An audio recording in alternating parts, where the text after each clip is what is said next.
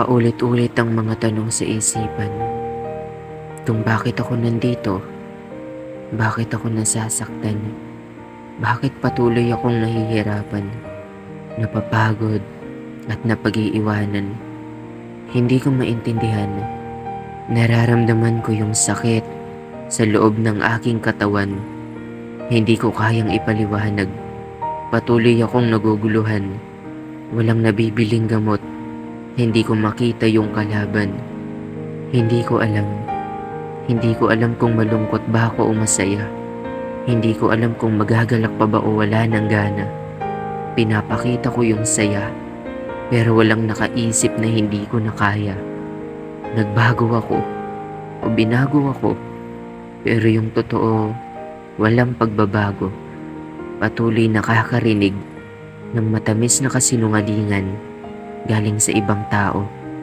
Kada araw sinusubukan kong magbago, maging maayos at magkaroon ng direksyon, sumalungat sa agos. Isa akong malaking pagkakamali, bagay na hindi ko kayang itanggi sa mundo. Marumi, masama, inggit, sinungaling, makasalanan at marami pa. Pero hindi ako nag-iisa. Pare-parehas lang tayo. Iba-iba lang ang luwang ng ating espasyo. Wala akong karapatan husgahan kayo o maski sisihin dahil hawak ko rin ang sarili kong akin.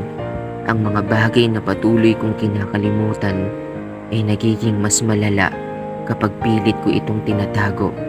Oo, totoo, may mga magandang araw na umiiral, pero kaya kong sabihin kung gaano din kasakit ang buhay. Ngayon, kailangan ng magdesisyon at sabayan ng takbo ng panahon. Ang mga katanungan ay mayroon nagtatagong kasagutan. Ang trabaho mo, hanapin kung ano ito. At kapag nahanap mo na, iwan mo na ang nakaraan dahil tapos na, at magpatuloy agad sa bukas dahil ang ngayon ay agad ding lilipas.